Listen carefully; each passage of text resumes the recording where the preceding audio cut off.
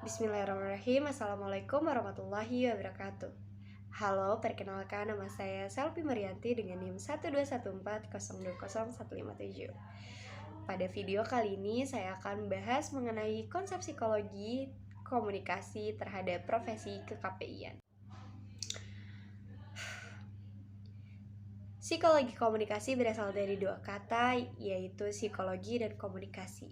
Secara harfiah, psikologi sendiri berasal dari dua kata, yaitu psiko dan logos. Psiko merupakan terapan dari bahasa Latin, yaitu psyche, yang memiliki arti jiwa, sedangkan logos memiliki arti kata atau wacana.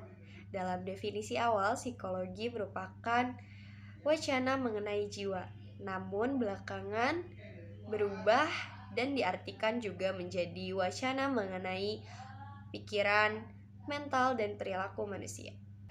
Sementara komunikasi sendiri dikenal sebagai ilmu yang multidisiplin, memiliki banyak pengertian dan makna sesuai dengan latar belakang bidang ilmu yang memberikan pengertian.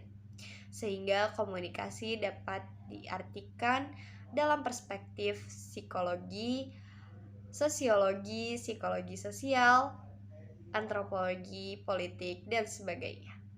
Dalam konsep ilmu komunikasi, keterkaitan psikologi memang tidak bisa ditinggalkan. Meskipun demikian, komunikasi bukanlah subdisiplin dari bidang ilmu psikologi. Komunikasi sebagai sebuah ilmu tersendiri yang memang mampu menembus banyak disiplin ilmu. Dapat dikatakan juga komunikasi menyentuh segala aspek kehidupan manusia. Psikologi komunikasi berkaitan dengan bagaimana mencapai komunikasi yang efektif dalam interaksi manusia.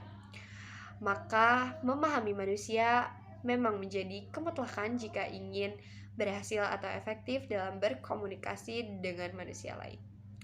Baik, mungkin penjelasan tadi saya rasa cukup untuk memberikan gambaran besar mengenai psikologi komunikasi. Berikutnya terkait profesi ke-KPI-an yang akan saya angkat kali ini, yaitu presenter berita dalam ranah ilmu. Presenter berita merupakan ujung tombak dari suatu program berita dengan tugas utama yaitu menyampaikan informasi atau pesan kepada pemirsa. Tidak heran seorang presenter berita dituntut harus mampu menyampaikan berita dengan jelas, padat, dan dapat dimengerti oleh penonton atau khalayak. Baik, langsung saja ke pembahasan pertama, presenter berita sendiri termasuk ke dalam jenis komunikasi massa. Komunikasi massa ialah komunikasi yang menggunakan media massa baik cetak seperti surat kabar atau majalah maupun elektronik seperti radio dan televisi yang dikelola oleh suatu lembaga atau orang yang dilembagakan yang ditujukan kepada sejumlah besar orang yang tersebar di berbagai tempat, anonim dan heterogen. Dengan begitu, agar penyampaian pesan dari komunikator atau presenter berita dapat tersampaikan dengan baik kepada penikmat berita, maka gaya komunikasi presenter berita harus diperhatikan, baik dari komunikasi verbal seperti bahasa lisan maupun komunikasi nonverbal seperti gestur tubuh, mimik wajah, dan penampilan. Pembahasan kedua saya akan menjelaskan profesi ini dengan konsep psikologi komunikator.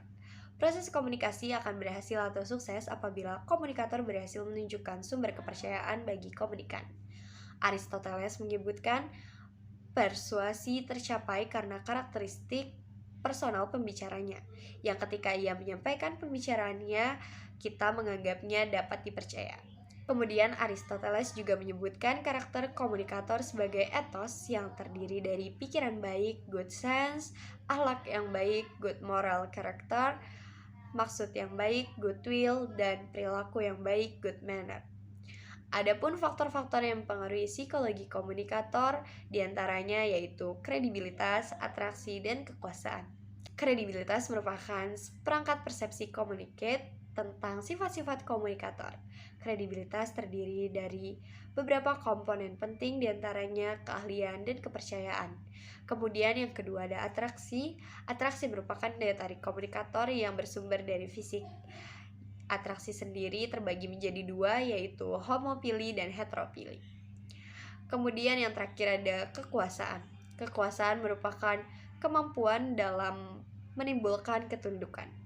Kekuasaan menyebabkan seorang komunikator dapat memaksakan kehendaknya kepada orang lain, karena ia menjadi sumber daya yang sangat penting.